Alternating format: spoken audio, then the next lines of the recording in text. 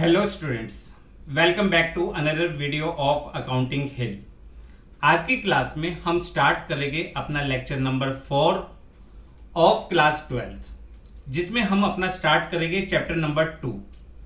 पिछली 3 क्लासेस में हमने चैप्टर नंबर 1 कंप्लीट कर लिया था, जिसमें हमने पढ़ा था what is meaning of accounting, what are the process of accounting, what are the objectives, advantage and limitation of accounting, branches of accounting, bookkeeping, accounting, accountancy में difference। उसके अलावा हमने पढ़ा था users of accounting information, qualitative aspects of the accounting information and basis of the accounting system, जिसमें double entry and single entry के बारे में हमने पढ़ लिया। उम्मीद है आपने सारा कुछ अच्छी तरीके से पढ़ लिया होगा, अपने नोट्स को बना लिया होगा। फिर भी जो बच्चे आज हमारे चैनल पे नए आए हैं या जिस भी स्टूडेंट्स का पिछला कोई लेक्चर मिस हो गया, नीचे डिस्क्रिप्शन बॉक्स में class 11th complete syllabus session 2022-23 के नाम से प्लेलिस्ट बनी है, जहां पे हम अपने वीडियोस को lecture number 1, lecture number 2, lecture number 3 properly sequence में अरेंज करते हुए जा रही है। जिन भी स्टूडेंट्स ने अभी तक वो वीडियोस नहीं देखी या कोई भी टॉपिक मिस हो गया, वो वहां पे जाके वीडियोस को देख सकता है, प्रॉपर नोट्स बना सकता है। और आज हम जो स्टार्ट करेंगे अपने बेसिक अकाउंटिंग टर्म्स।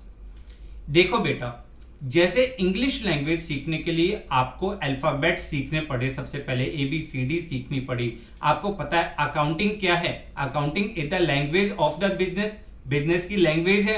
अब अकाउंटिंग को रिकॉर्ड करने के लिए, अकाउंटिंग को समझने के लिए, अकाउंटिंग को बहुत अच्छा परफॉर्म करने के लिए आपको अकाउंटिंग टर्म्स की नॉलेज होना जरूरी है।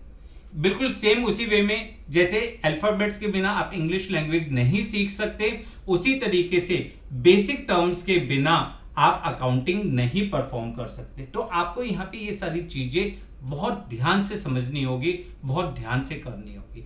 तो आप अपना नोट्स रजिस्टर निकालिए और साथ साथ मेरे साथ साथ सारे टर्म्स को नोट करिए, उनका मीनिंग समझिए, उनके एग्जाम्पल समझिए। बट क्लास को स्टार्ट करने से पहले वीडियो को लाइक और शेयर करना ना भूलना, साथ ही साथ चैनल को सब्सक्राइब करना और बेल आइकन को प्रेस करना, ताकि आने वाले सारे नोटिफिकेशन आपको मिलते रहे। चलिए स्टार्ट करते हैं आज का टॉपिक। पहला टर्म आता है एंटिटी। एंटिटी किसे कहते हैं? देखो, एंटिटी का मतलब होता है, entity is an organization. Entity is an organization. Entity एक ऑर्गेनाइजेशन है where we perform our business activity. जहां पे बिजनेस एक्टिविटी को परफॉर्म किया जाता है उसे हम ऑर्गेनाइजेशन कहते हैं। An organization where we perform our business activity या इकोनॉमिक एक्टिविटी, हम अपनी इकोनॉमिक एक्टिविटीज करते हैं, उसे हम क्या कहते हैं? एंटिटी कहते हैं। अब एंटिटी को 2 पार्ट्स में डिवाइड किया। Entity are divided. देखो, एंटिटी 2 तरह की होती है। एक क्या होती है आपकी? एक होती है बिजनेस एंटिटी, बिजनेस एंटिटी। दूसरी आपकी क्या होती है? दूसरी आपकी होती है non business entity, non business entity.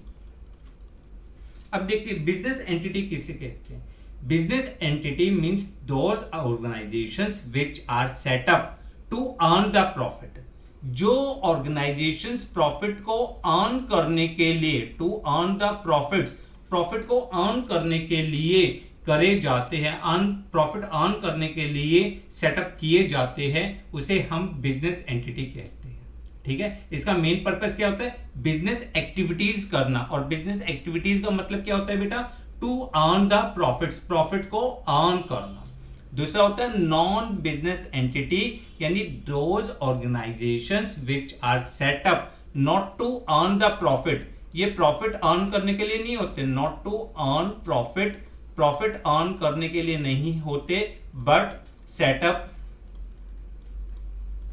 To render services, set up to render services to societies, societies को अपने मेंबर्स को सर्विसेज प्रोवाइड करते हैं। देखो दोबारा ध्यान से सुनिए, एंटिटी का मतलब वो ऑर्गेनाइजेशन जहां पे आप अपनी इकोनॉमिक एक्टिविटीज को परफॉर्म करते हो।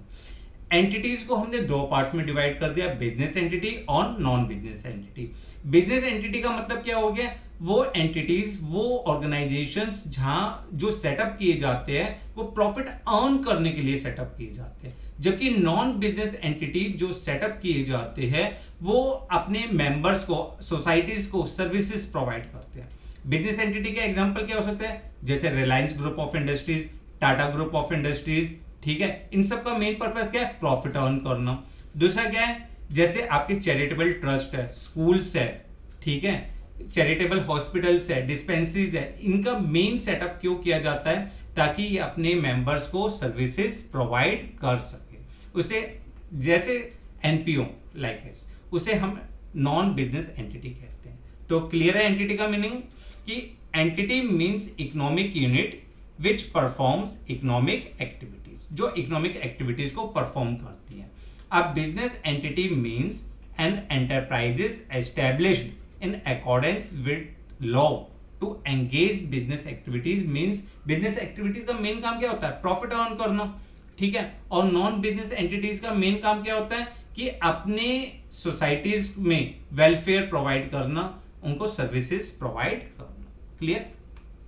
सेकंड आता है transactions, business transaction.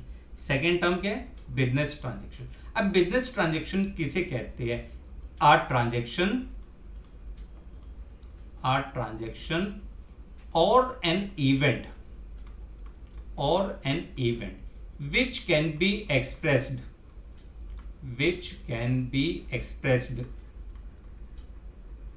in terms of money,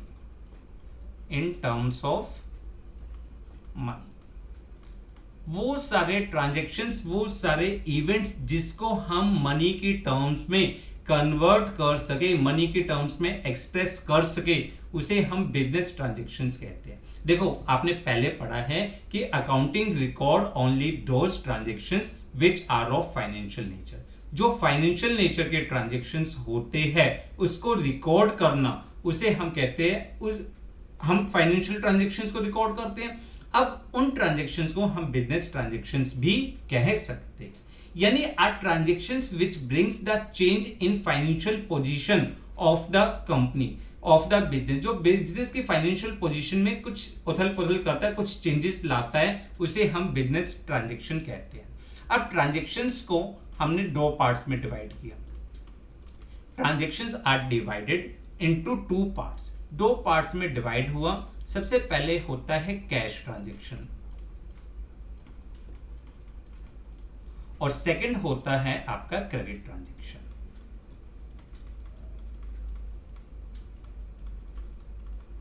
देखो कैश ट्रांजैक्शन किसे कहते हैं, cash transaction is a transaction in which cash settlement take place immediately, जहां पे कैश सेटलमेंट इमीडिएटली हो जाए। आपने गुड्स खरीदी और हाथ की हाथ पेमेंट कर दी, गुड्स परचेजेस फॉर कैश, यानी गुड्स खरीदी और अपने सप्लायर को पेमेंट इमीडिएटली कर दी। यहां पे कैश सेटलमेंट क्या हो गया, हाथ के हाथ हो गया, एक हाथ लिया और एक हाथ दिया, इसे हम कहते हैं कैश ट्रांजैक्शंस, ठीक है। गुड्स बेची और कैश रिसीव किया, this is known as the cash transaction. दूसरा है क्रेडिट ट्रांजैक्शन। क्रेडिट ट्रांजैक्शन का मतलब क्या होगा, वो ट्रांजैक्शंस जहां पर कैश सेटलमेंट कुछ टाइम के बाद होती है, जहां पर कैश सेटलमेंट कुछ टाइम के बाद होती है, उसे हम क्रेडिट ट्रांजैक्शन कहते हैं। देखो दोबारा ध्यान से सुनिए, कैश ट्रांजैक्शन जहां पे कैश सेटलमेंट इमीडिएटली हो जाए, एक हाथ सामान खरीदो एक हाथ पेमेंट दो, ठीक है। क्रेडिट ट्रांजैक्शन जब आप कुछ सामान खरीदते हो पर पेमेंट कुछ टाइम के बाद करते हो, यानी कैश सेटलमेंट कुछ टाइम के बाद होता है, उसे हम क्रेडिट ट्रांजैक्शंस कहते हैं। क्लियर। तो हमने क्या पढ़ा, हमने पढ़ा business transaction means a financial transaction, एक फाइनेंशियल ट्रांजैक्शन और an event which can be expressed in terms of money, जिसको हम मनी के टर्म्स में एक्सप्रेस कर सकते हैं and can be recorded in the books of accounts, और अकाउंट्स की बुक में हम उसको रिकॉर्ड करते हैं। It brings changes in financial position of the firm, firm की फाइनेंशियल पोजीशन में चेंजेस आते हैं। कैश ट्रांजेक्शन कहते हैं और क्रेडिट ट्रांजेक्शन कहते हैं। कैश ट्रांजेक्शन जहां पे कैश सेटलमेंट इमीडिएटली हो जाए, और क्रेडिट ट्रांजेक्शन जहां पे कैश सेटलमेंट कुछ टाइम के बाद। Clear, confirm? चलिए नेक्स्ट वर्ड, थर्ड वर्ड आता है अकाउंट। अब देखो क्लासिफिकेशन हमने पढ़ा था, एक प्रोसेस हमने क्या पढ़ा था, सबसे पहले हम आइडेंटिफाई करते हैं फाइनेंशियल ट्रांजैक्शंस को, फिर उसको पैसों के टर्म्स में कन्वर्ट करते हैं, फिर रिकॉर्डिंग करते हैं, और फिर हमने एक प्रोसेस पढ़ा था क्लासिफिकेशन। क्लासिफिकेशन में हमने क्या पढ़ा था, एक जैसे नेचर के ट्रांजैक्शंस को एक जगह इकट्ठा करना, उसे हम क्लासिफिकेशन कहते हैं। अब जहां पर उसको रिकॉर्ड किया जाता है, जिस अकाउंट में उसको रिकॉर्ड किया जाता है, उसे हम अकाउंट कहते हैं। देखो ध्यान से सुनिए, अकाउंट होता क्या है? Account is a systematic record, account is a systematic record of transactions, systematic record of transactions of same nature eight one place. एक जैसे नेचर के ट्रांजैक्शंस का प्रॉपर रिकॉर्ड, उसे हम अकाउंट्स कहते हैं। फॉर एग्जांपल कैश अकाउंट में हम क्या चीज रिकॉर्ड करते हैं? All the cash transactions. Purchase account is used to record all the purchase transactions. Sale account में सेल से रिलेटेड सारे ट्रांजैक्शंस को रिकॉर्ड करना। तो अकाउंट्स को कह सकते हैं, account is a systematic record of transactions of same nature. एक जैसे ट्रांजैक्शंस को जब हम एक जगह इकट्ठा करते हैं, उसे हम अकाउंट्स कहते हैं। क्लियर? और बेसिकली जो अकाउंट्स बनाया जाता है, account is prepared in T shape form. किस शेप में बनता है?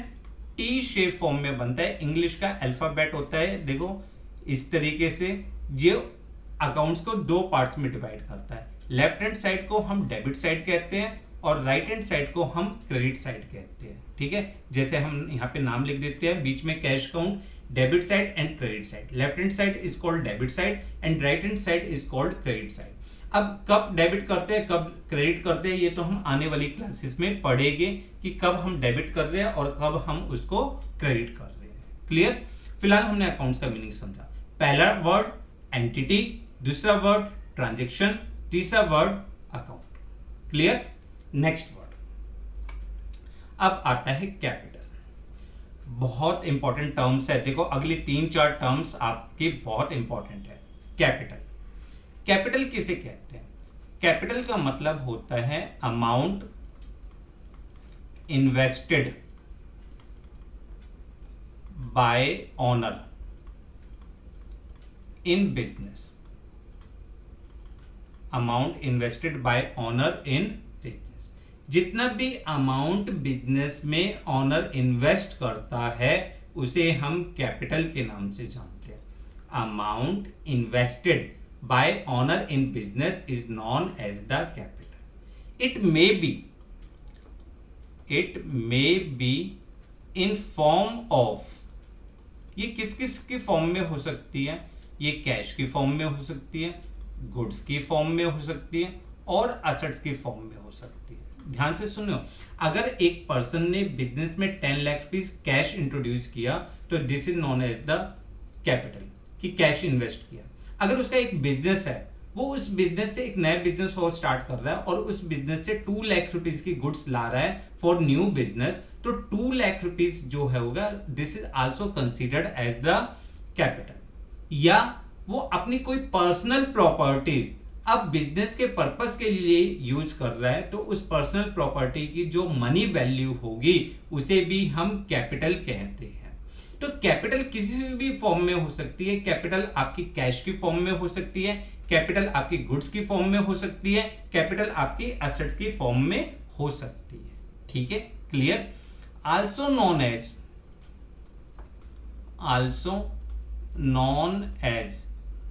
इसको हम ऑनर्स इक्विटी के नाम से भी जानते हैं। ऑनर्स इक्विटी, इसका दूसरा नाम क्या हो सकता है? ऑनर्स इक्विटी या नेट असेट्स और नेट वर्थ, कुछ भी नाम डाल सकते हो आप इसका, ठीक है। नेट असेट्स या नेट वर्थ। देखो दोबारा ध्यान से सुनिए, वो सारा अमाउंट जो ओनर बिजनेस में इन्वेस्ट करता है उसे हम कैपिटल कहते हैं। कैपिटल कैश की फॉर्म में हो सकती है, गुड्स की फॉर्म में हो सकती है या असेट्स की फॉर्म में हो सकती है। कैपिटल को हम ऑनर्स इक्विटी, नेट असेट्स या नेट वर्थ भी कहते हैं, ठीक है। और एक और important word, it is considered as internal liabilities.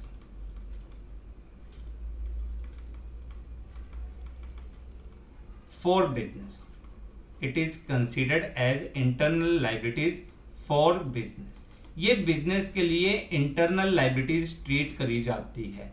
सबसे पहले मीनिंग समझते हैं इंटरनल लायबिलिटीज क्या है। देखो वैसे तो हम ये आगे पढ़ेंगे इंटरनल लायबिलिटीज, यहाँ पे सिर्फ आपको रिकॉर्ड बनाने के लिए बता रहा हूं मैं आपको। बिजनेस में एक प्रिंसिपल आता है जो हम नेक्स्ट चैप्टर में पढ़ेंगे। एक प्रिंसिपल है that is known as business entity principal.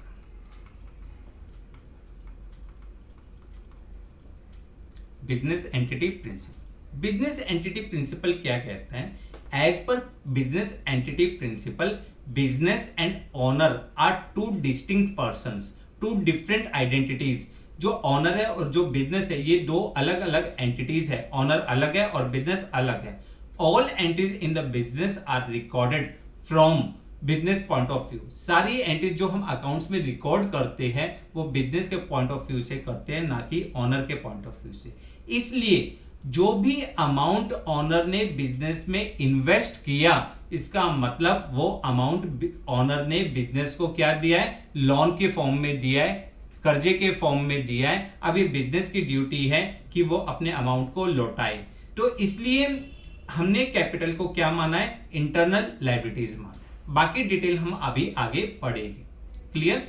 तो फिलहाल आपने क्या पढ़ा कि कैपिटल क्या होती है? Amount invested bye proprietor in the business, उसे हम कैपिटल कहते हैं। It may be in form of goods, cash और assets.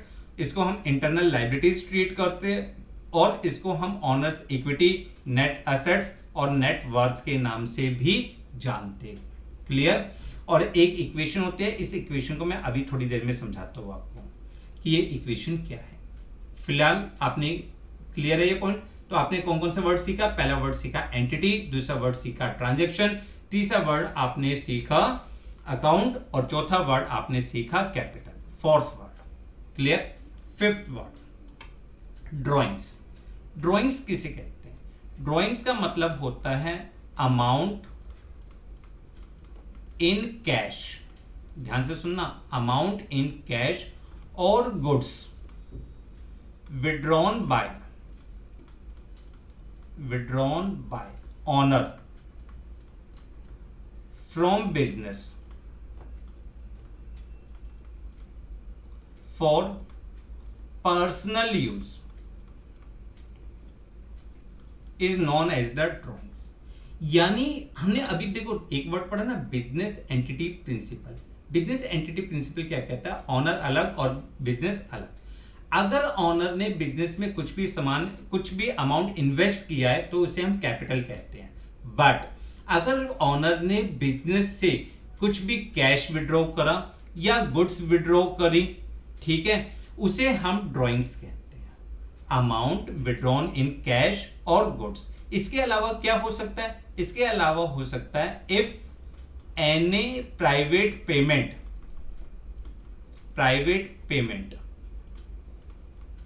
Made out of firms bank account,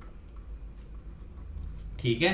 अगर हमने फर्म के बैंक अकाउंट से कुछ भी अपने पर्सनल पर्पस के लिए कोई पेमेंट करी, मान लो मैंने अपने बेटे के लिए मोटरसाइकिल खरीदी और उसकी पेमेंट फर्म के अकाउंट से कर दी, तो उसे भी हम ड्राइंग्स कहेंगे। तो ड्राइंग्स क्या हो सकती है? कोई भी कैश विड्रॉ करना गुड्स विड्रॉ करना या फर्म के अकाउंट से अपनी प्राइवेट पेमेंट कर देना, अपने पर्सनल यूज के लिए कोई पेमेंट कर देना, उसे हम ड्राइंग्स कहते हैं। और ड्राइंग्स को क्यों रिकॉर्ड किया जाता है? क्योंकि बिजनेस एंटिटी प्रिंसिपल है। बिजनेस कहता है भाई ऑनर तू अलग है और मैं अलग हूं, अगर तेने मुझे पैसा दिया तो इसका मतलब तेने कैपिटल इन्वेस्ट करी, बट अगर तेने मुझसे कुछ पैसा विड्रॉ किया तो इसका मतलब उसको मैं ड्राइंग्स में रिकॉर्ड करूंगा। क्लियर? देखो गुड्स को समझ में कैश समझ में आ गया कि मुझे अपने घर के खर्च के लिए हर महीने 10,000 निकालने, तो अमाउंट इन कैश। अब मेरा रेडीमेड गारमेंट्स का शोरूम है, मैं वहां पे कुछ ड्रेसेस लाया फॉर रीसेल पर्पस, और उसमें से 2 या 3 शर्ट्स या 3 ड्रेसेस मुझे अपने लिए पसंद आ गई और वो मैंने अपने यूज के लिए बिजनेस से विड्रॉ कर ली, तो उनका जो कॉस्ट प्राइस होगा उसे भी हम ड्राइंग्स कहेंगे। ठीक है, क्लियर? या मैंने अपने फर्म के बैंक अकाउंट से अपने पर्सनल पर्पस के लिए कोई पेमेंट करी तो उसे हम ड्राइंग्स कहेंगे। और drawing reduce the amount of capital. Capital का अमाउंट क्या करता है? रिड्यूस कर देता है। कैपिटल का क्या मतलब है? अमाउंट इन्वेस्ट करना। और ड्राइंग्स का मतलब क्या है? अमाउंट विड्रॉ करना। तो कुल मिला के drawing reduce the amount of capital. Clear? तो वर्ड क्लियर है आपको कि एनी कैश और value of goods withdrawn by owner for personal use और any private payment made out of business fund are known as drawings. Drawing reduces the amount of capital. Capital के amount को reduce करता है। Clear? आइए next word. अब देखो ये next word आपके लिए बहुत ज्यादा इंपॉर्टेंट है, लायबिलिटीज। लायबिलिटीज को हम कह सकते हैं कुल मिलाकर कर्जा। जितना भी अमाउंट बिजनेस को पे करना है that is known as the liabilities, means amount payable by business, amount payable by business is known as liabilities। जितना भी अमाउंट बिजनेस पे करेगा, ठीक है, जो भी कर्जा है बिजनेस के ऊपर उसे हम लायबिलिटीज कहते हैं। जो भी बिजनेस के ऊपर कर्जा है उसे हम क्या कहते हैं? लायबिलिटीज कहते हैं। अब लायबिलिटीज को हमने 2 पार्ट्स में डिवाइड करा। लायबिलिटीज को हमने 2 पार्ट्स में डिवाइड किया। पहली लायबिलिटीज होती है आपकी इंटरनल लायबिलिटीज, इंटरनल लायबिलिटीज, और दूसरी लायबिलिटीज आपकी होती है external liabilities.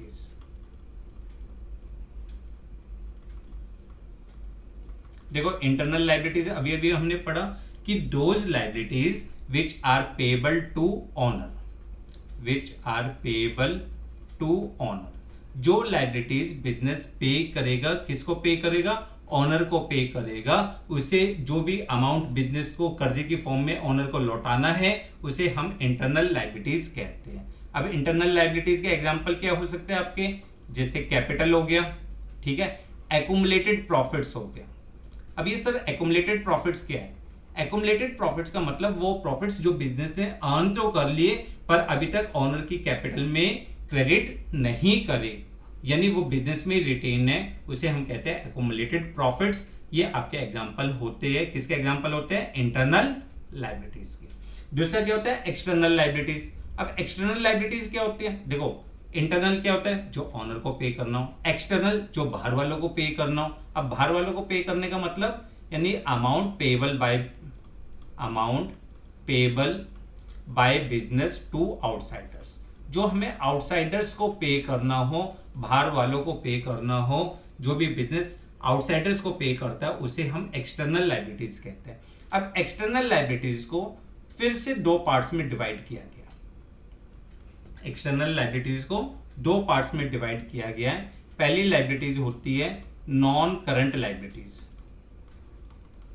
First liabilities non current liabilities, और दूसरी आपकी होती है करंट लायबिलिटीज। देखो इन दोनों लायबिलिटीज को जो डिवाइड किया गया है on the basis of the period of time payment. आपने कितने टाइम पीरियड में पेमेंट करनी है उसके अकॉर्डिंग पेमेंट करी जाती है, उसके अकॉर्डिंग इसको क्लासिफाई किया है। नॉन करंट लायबिलिटीज को हम कह सकते हैं long term liabilities. Long term liabilities. अब ये लॉन्ग टर्म लाइबिलिटीज क्या है? Those liabilities which are payable after 1 year, which are payable after 1 year। वो लाइबिलिटीज जो हम 1 साल के बाद पे करते हैं उसे हम लॉन्ग टर्म लाइबिलिटीज यानी नॉन करंट लाइबिलिटीज कहते हैं। ठीक है, इसके एग्जांपल्स क्या हो सकते हैं? इसके एग्जांपल्स हो सकते हैं आपके long term loan, debentures,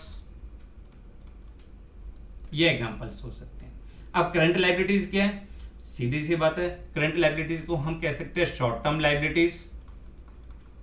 short term liabilities, short term liabilities means which are payable within 1 year।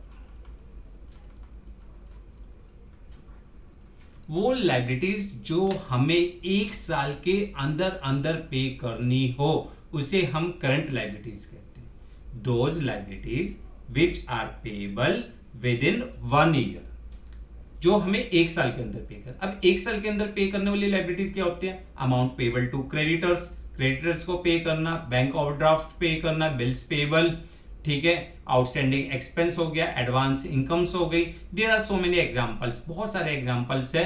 ये हम एक एक करके सारे वर्ड्स अभी मतलब इन्हीं चैप्टर्स में पढ़ेंगे तो हमें क्लियर होगा। फिलहाल हमने क्या पढ़ा? हमने पढ़ा लाइबिलिटीज। लाइबिलिटीज का मतलब कर्जा। कर्जे को हमने 2 पार्ट्स में डिवाइड किया, इंटरनल जो ओनर को पे करना है, एक्सटर्नल जो आउटसाइडर को पे करना है। एक्सटर्नल लाइबिलिटीज को फिर 2 पार्ट्स में डिवाइड किया, नॉन करंट लाइबिलिटीज जो 1 साल के बाद पे करनी है और करंट लाइबिलिटीज जो 1 साल के अंदर अंदर पे करनी है। क्लियर? कंफर्म? तो हमने पढ़ लिया कि any amount payable by business is known as the liabilities. Liabilities internal and external. Internal पढ़ लिया which has pay to owner, जो ओनर को पे करनी है। क्लियर? और इसका एग्जांपल क्या है? Capital and accumulated profits. दूसरा हमने पढ़ा external which has to payable to outsider, जो आउटसाइडर्स को पे करनी है। इसको हमने 2 पार्ट्स में डिवाइड किया, नॉन करंट एंड करंट। और फिर नॉन करंट का मतलब क्या है? Those liabilities which are payable after a period of 1 year, जो 1 year से ज्यादा पे करनी है। इसके एग्जांपल क्या होते हैं? Long term loans, debentures. दूसरा होता है current liabilities, those liabilities which are payable within 12 months, जो हमें 12 months के अंदर अंदर पे करनी होती है उसे हम करंट लाइबिलिटीज कहते हैं। एग्जांपल क्या है? Bank overdraft, creditors, bills payable, outstanding expense, short term loans. अब देखो सर इसके क्वेश्चंस आते किस तरीके से है? सबसे पहले तो ये ध्यान से देखो, या तो आपको डायरेक्ट डेफिनेशन आ जाएगी कि give the definition of the current liabilities, non current liabilities, या दूसरा पॉइंट क्या आ जाएगा? आपको एग्जांपल्स आ जाएंगे, give the example of non current liabilities, give the example of current liabilities, इस तरह के। या आपको एमसीक्यू की फॉर्म में आ जाएगी, 4 लाइबिलिटीज दे रखी होगी, 3 आपको करंट होगी, 1 नॉन करंट होगी। उसने कहा होगा पिक द ऑड वन, इसमें से ऑड वन निकालिए। तो आपको उस तरीके से क्वेश्चंस को प्रिपेयर करना है। क्लियर? तो आपका पहला वर्ड एंटिटी, दूसरा वर्ड ट्रांजैक्शन, तीसरा वर्ड आपका अकाउंट्स, चौथा वर्ड कैपिटल, पांचवा ड्राइंग्स और छठा लाइबिलिटीज। क्लियर? चलिए अब आगे बढ़ते हैं। नेक्स्ट वर्ड आता है असेट्स। असेट्स, असेट्स का मतलब क्या होता है? देखो असेट्स का मतलब आप कह सकते हो प्रॉपर्टीज, प्रॉपर्टीज और लीगल राइट्स, प्रॉपर्टीज और legal rights which have money value, which have money value in business. देखो वो सारी प्रॉपर्टीज, वो सारे लीगल राइट्स जिसकी बिजनेस में अपनी कोई मनी वैल्यू होती है उसे हम एसेट्स कहते हैं। या तो प्रॉपर्टीज हो, आपके पास बिल्डिंग है, मशीनरी है, लैंड है, ये सारी चीजें, या कुछ ऐसे कानूनी अधिकार होते हैं जिसकी अपनी कोई मनी वैल्यू होती है। ठीक है, ये हम पढ़ रहे हैं। यानी वी कैन से एनीथिंग मतलब कोई भी एक ऐसी चीज, anything which can be converted, which can be converted into cash, जिसको हम कैश में कन्वर्ट कर सकते हैं, उसे हम असेट्स कहते हैं। यानी असेट्स के पास सारी प्रॉपर्टीज, जितनी भी प्रॉपर्टीज है उसे हम असेट्स कहते हैं। ठीक है, अब देखो असेट्स को अगर हम क्लासिफाई करें, असेट्स को अगर हम क्लासिफाई करें तो असेट्स को क्लासिफाई करने के दो तरीके हैं, दो वेज में क्लासिफाई किया जाता है। एक होता है नॉन करंट असेट्स, एक होता है आपका नॉन करंट असेट्स और एक आपका होता है करंट असेट्स। सबसे पहले करंट असेट्स की बात करते हैं। करंट असेट्स किसे कहते हैं? Those assets which are either in form of cash or can be converted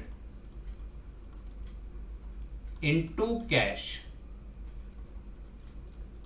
within 1 year। देखो ध्यान से सुनना, वो सारे असेट्स जिनको या तो ऑलरेडी कैश की फॉर्म में हो या which can be converted into cash, जिसको हम कैश की फॉर्म में कन्वर्ट कर सकते हैं विद इन 1 ईयर, 1 साल के अंदर अंदर कैश में कन्वर्ट कर सकते हैं, उसे हम करंट असेट्स कहते हैं।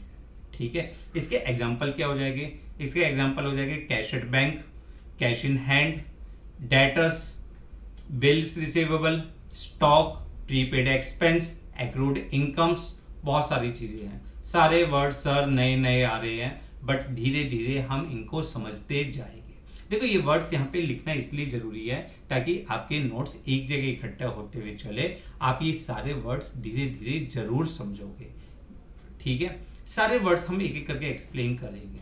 मैंने आपको पहले ही कहा है कि अकाउंट्स में बेसिकली बच्चे की क्या होती है, क्यूरेसी बहुत ज्यादा होती है। क्यूरेसी क्या होता है? एक चीज समझने लगते हैं, एक नया वर्ड आ जाता है, पहले उसको समझने की इच्छा होती है, बट धीरे धीरे पेशेंस बनाए रखो। जैसे जैसे चैप्टर्स आगे बढ़ते जाएंगे, जैसे जैसे आपका लेक्चर्स आगे बढ़ते जाएंगे, एक एक पॉइंट आपको सारा क्लियर होता रहेगा। क्लियर? तो आपने करंट असेट्स क्या पढ़ा है? वो असेट्स जो या तो कैश की फॉर्म में होती है या हम उसको कैश की फॉर्म में कन्वर्ट कर सकते हैं विद इन 1 ईयर, उसे हम करंट असेट्स कहते हैं। क्लियर?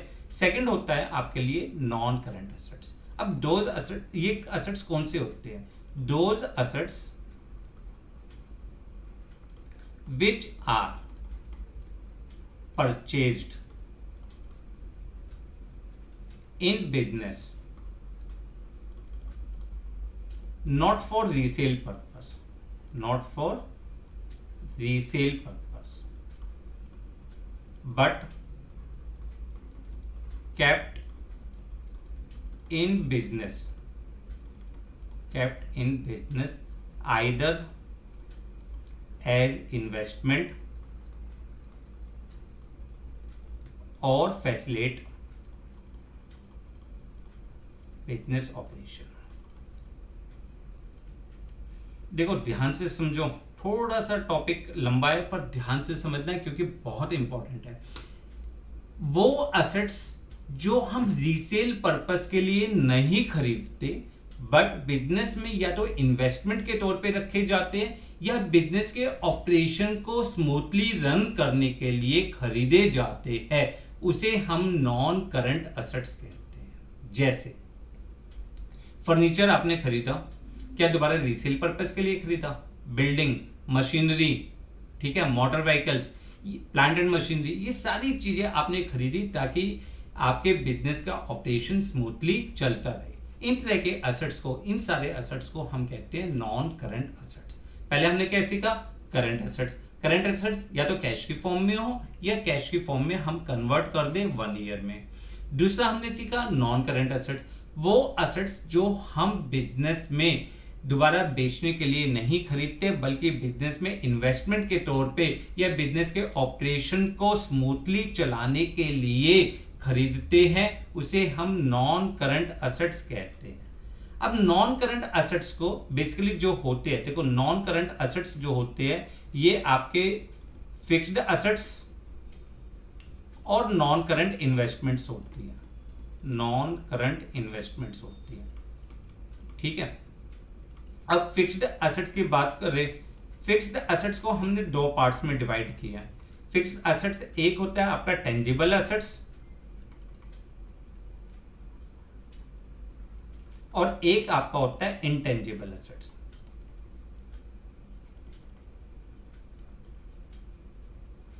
अब देखो टेंजिबल एसेट्स क्या होते हैं। Tangible assets means those assets which can be seen और touch, which have the physical existence, जिसको हम देख सकते हैं, जिसको हम छू सकते हैं, उसे हम टेंजिबल एसेट्स कहते हैं। जैसे प्लांट एंड मशीनरी देख सकते हैं भाई, छू भी सकते हैं।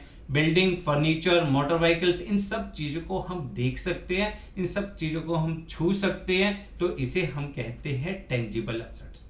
इनटेंजिबल एसेट्स, इनटेंजिबल यानी which do not have any physical existence, जिसकी अपनी कोई भी फिजिकल एग्जिस्टेंस नहीं होती। Which can not be seen और टच, जिसको ना तो हम देख सकते ना हम छू सकते, उसे हम कहते हैं इनटेंजिबल एसेट्स। और इनटेंजिबल एसेट्स के एग्जांपल क्या होते हैं, जैसे आपके गुडविल होता है, ट्रेडमार्क होता है, पेटेंट्स होते हैं, ठीक है, कंप्यूटर सॉफ्टवेयर एटसेट्रा। अब यहाँ पे एक और चीज समझो, एक अकाउंटिंग इक्वेशन होती है कि assets is equal to liabilities plus capital. ये इक्वेशन हमेशा ट्रू होनी चाहिए।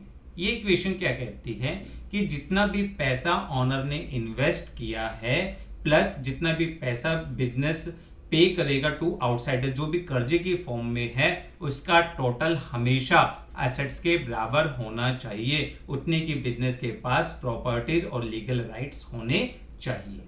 जितना भी पैसा ऑनर ने इन्वेस्ट किया प्लस बिजनेस के पास जितना भी कर्जा है, उसका अमाउंट इज इक्वल टू किसके इक्वल होना चाहिए, एसेट्स के इक्वल होना चाहिए। Clear, confirm. तो हमने क्या पढ़ा, हमने पढ़ा एसेट्स आर द प्रॉपर्टीज और legal rights which have money value, यानी anything which enable the firm to get cash और benefit in future is an assets. Example हमने पढ़ लिए, लैंड हो गया, बिल्डिंग हो गया, मशीनरी हो गया, फर्नीचर हो गया, स्टॉक, डेटर्स, कैश, ये सारी चीजें।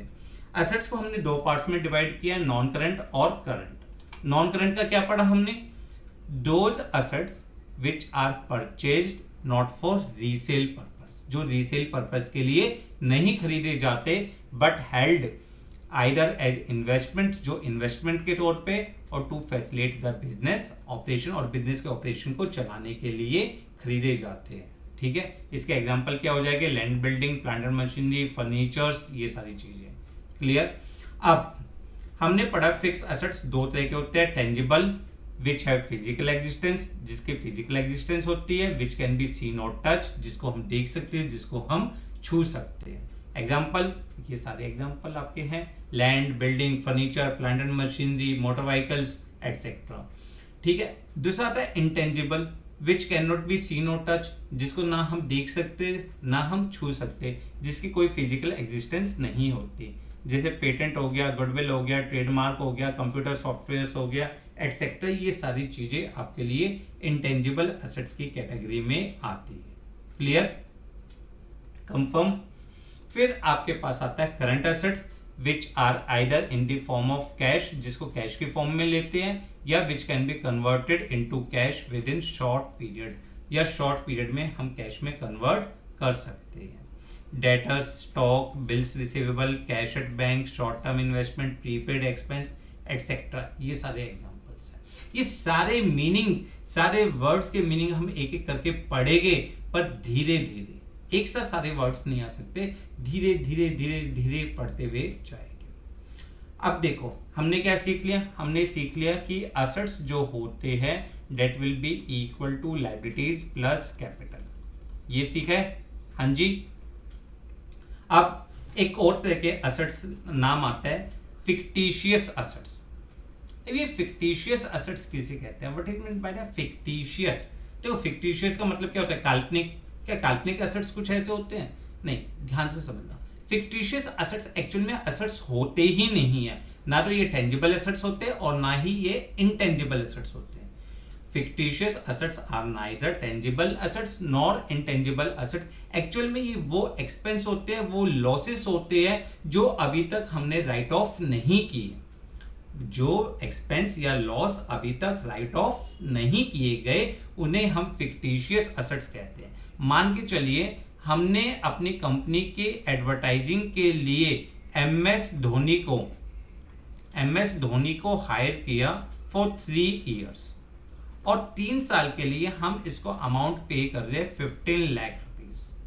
ठीक है, अब हर साल का खर्चा कितना हो गया? 5 लाख रुपीज हर साल का। अब फर्स्ट ईयर क्या 5 लाख रुपीज का तो हमने एक्सपेंस मान लिया और अभी 10 लाख रुपीज के एक्सपेंस अभी हमारे कंसीडर नहीं करे जाएंगे, इसको फ्यूचर के लिए रखा हो गया है।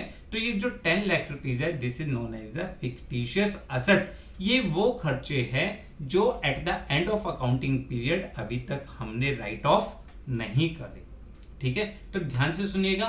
Fictitious assets means those assets, fictitious assets means these are neither tangible or nor intangible assets। ना तो tangible होते ना intangible होते। these are the expenses और losses। ये वो खर्चे होते हैं, वो लॉस होते हैं which are not written off at the end of accounting period। अभी तक हमने इनको राइट ऑफ नहीं करा। इसका एग्जांपल क्या हो जाएगा? Deferred revenue expenditure, advertisement, suspense account, there are so many examples. ठीक है, पढ़ेंगे इनको। तो ये थी आज तक की टर्म्स। देखो ऑलरेडी बहुत ज़्यादा टर्म्स एक साथ हो जाती है तो बच्चों को समझने में दिक्कत आती है, इसलिए हमने इस चैप्टर को कुछ पार्ट्स में ब्रेक किया है ताकि धीरे धीरे हम सारी टर्म्स को बहुत अच्छी तरीके से समझ सके। तो एक बार रिकॉल करते हैं हमने पढ़ा क्या। हमने सबसे पहले पढ़ा बिजनेस एंटिटी। एंटिटी का मतलब एक ऐसा एनवायरनमेंट जहां पर हम अपनी इकोनॉमिक एक्टिविटीज को परफॉर्म करते हैं। एंटिटीज को हमने 2 पार्ट में डिवाइड किया, बिजनेस एंटिटी और non business activity. Business activity का पर्पस प्रॉफिट अर्न करना, नॉन बिजनेस एक्टिविटी का पर्पस सर्विसेज प्रोवाइड करना। क्लियर? दूसरा हमने पढ़ा ट्रांजैक्शंस, यानी वो सारे इवेंट्स जिसको हम मनी की टर्म्स में एक्सप्रेस कर सकते हैं। ट्रांजैक्शंस को हमने 2 पार्ट्स में डिवाइड किया, कैश ट्रांजैक्शन जहां पे कैश सेटलमेंट इमीडिएटली हो जाए, क्रेडिट ट्रांजैक्शन जहां पे कैश सेटलमेंट कुछ टाइम के बाद होता है। तीसरा हमने पढ़ा कैपिटल। कैपिटल हमने पढ़ा कि systematic record of transactions of same nature is known as the account. एक जैसे नेचर के ट्रांजैक्शंस को जब हम एक जगह इकट्ठा करते हैं उसे हम अकाउंट्स कहते हैं। फोर्थ हमने पढ़ा कैपिटल। कैपिटल हमने पढ़ा amount invested by owner in the business, it may be in form of cash, goods और assets, also known as owner's equity, net assets, net worth, और इसको हम इंटरनल लायबिलिटीज ट्रीट करते हैं। फिर हमने पढ़ा ड्राइंग्स।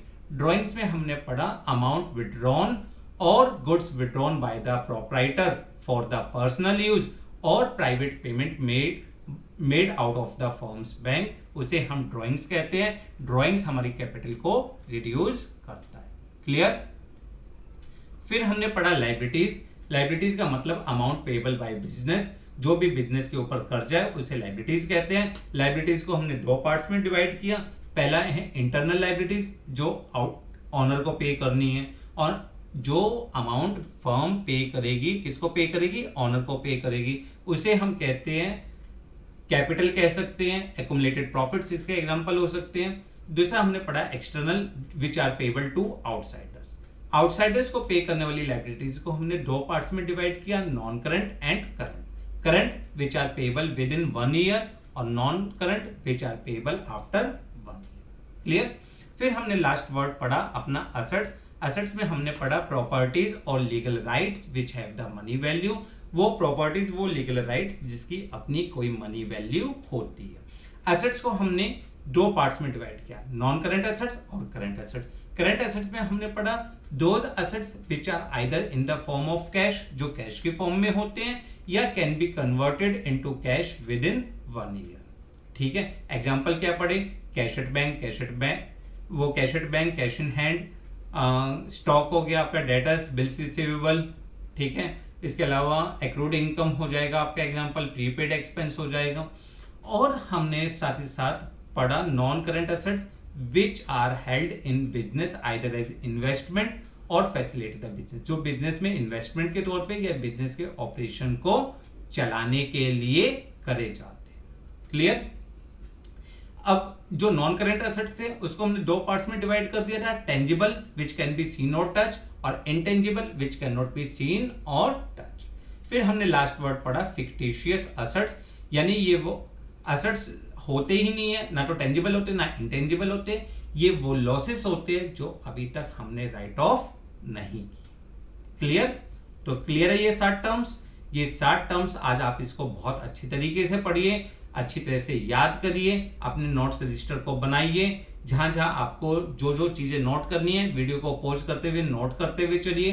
कुछ प्रॉब्लम आती है तो हमें कमेंट करिए। देखो यार, इतनी मेहनत लगती है आपको पढ़ाने में, बहुत सारी चीजें लानी पड़ती है, बहुत सारी चीजें आपको समझानी पड़ती है, तो कम से कम आपकी ड्यूटी बनती है कि वीडियो को लाइक करिए, अपने फ्रेंड्स के साथ शेयर करिए और हमारे चैनल को सब्सक्राइब करते हुए ज़्यादा से ज़्यादा लोगों तक पहुंचाइए, जिससे हमारा इंस्पिरेशन और ज़्यादा बढ़ता है। तो मिलते हैं नेक्स्ट वीडियो में, नेक्स्ट क्लास में। जब तक आप पढ़ते रहिए, अच्छी तरह से समझते रहिए। Thanks a lot for watching the video.